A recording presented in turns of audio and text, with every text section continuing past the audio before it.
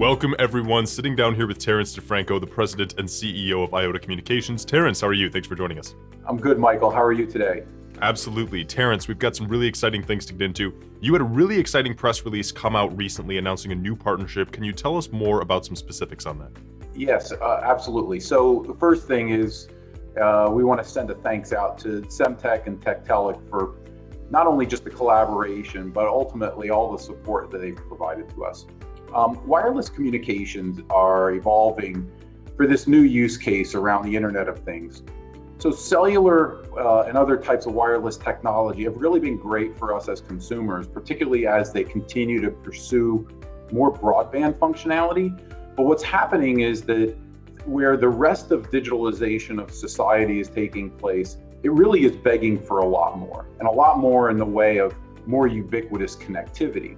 What's emerging is this area, it's kind of the next frontier around wireless communications called low power wide area network. And it's more about creating more ubiquitous coverage rather than broadband. And so low power wide area is a really burgeoning area of wireless communication. It's expected to be about a $25 billion market size by 2025, just in the United States. So what this release is basically communicating is the fact that we're now inserting ourselves into that market.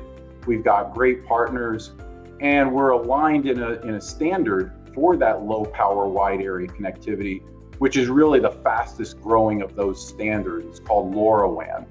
And so the LoRaWAN standard is getting tremendous adoption throughout the world, but particularly now here in the United States. So we're benefiting from being in line with that standard, and then also being able to deliver all those great benefits out to customers.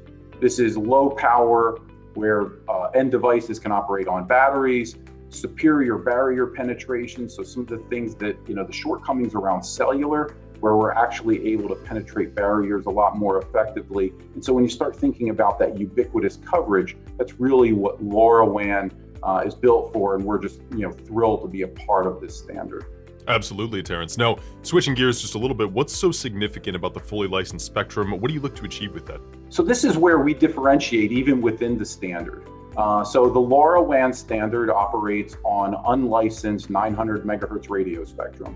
What does that mean? So if you have a remote garage door opener, it's those same channels that your remote garage door opener operates over and communicating with your garage door.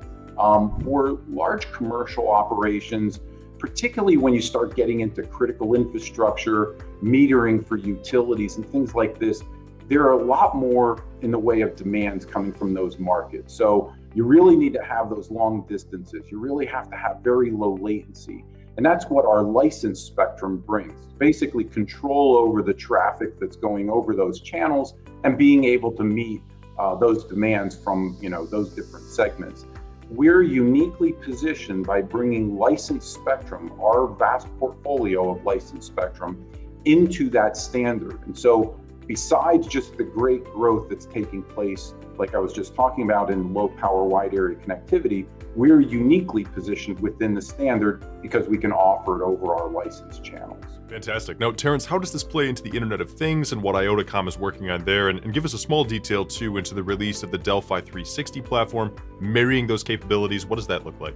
That's right. And you said it just right. What I just described is really around capabilities. So now, how do our customers, digest or ingest those capabilities? How do they take advantage of them? And so that's where the Delphi360 platform came from. It's essentially taking the capabilities that are unique to us in a standards-based connectivity that's one of the fastest growing areas of wireless, and now building that into an IoT platform that's essentially the same as a lot of other platforms. Now, it's great for gathering data, having cloud-based access to that data, being able to visualize, etc. But the thing that we've taken additional steps toward is really understanding those end customers. And so it's really marrying great capabilities on the back end, really the status quo around what is really expected around the platform, and then focusing on the user experience. Users want ease of use, easy implementation, high security. These are all of the things that we designed around. we think that the combination of unique capabilities and our obsession over customer experience are what's ultimately going to help us be successful. And that's where the design of Delphi360 came from. Wonderful. Now, two more quick questions for you in the time that we have left. Terrence, tell us a little bit about LoRaWAN. You've spoken to this previously, but what are your plans for the future with that, more broadly speaking? Can you give us a little more insight into the future of LoRaWAN and what your plans are? Sure. So, when I look at LoRaWAN and again, this whole category around low power wide area connectivity, I'd say that the best analogy is really looking at the cellular companies and where they were in the 70s and 1980s. It's a nascent area, but when you look forward to where the demand is going to come from, sure, 5G certainly has its place. We're always going to be demanding more around broadband, but this low power wide area of wireless communications is really the next frontier. So we're taking advantage of it at its nascent stages and trying to disrupt. But at the same time, what I think our shareholders and other participants can expect is ultimately the decades of growth that are very similar to what the cellular companies did. Verizon, AT&T generate tremendous cash flows off of their licensed spectrum, off of their network operations.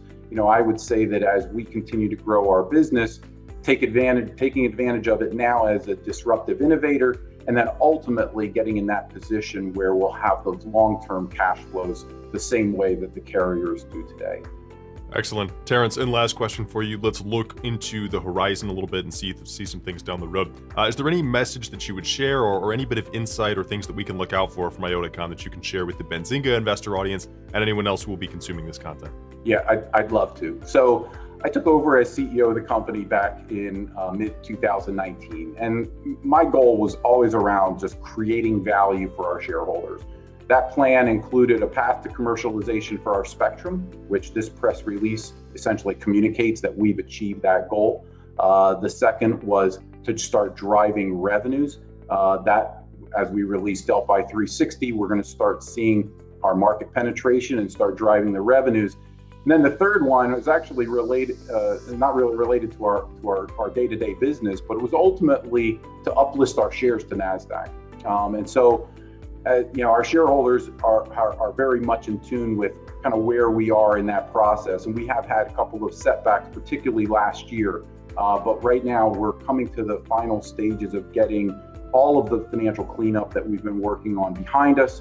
And we certainly have our eye on that goal of ultimately uplisting our shares. I would ask our shareholders to remain very patient as we continue to execute, but my goal remains to always be driving value for those shareholders. Wonderful. Terrence, great message and fantastic information from you. Terrence DeFranco, President and CEO of Iota Communications, thank you so much for sharing. Great being here, Michael, and thank you for the opportunity.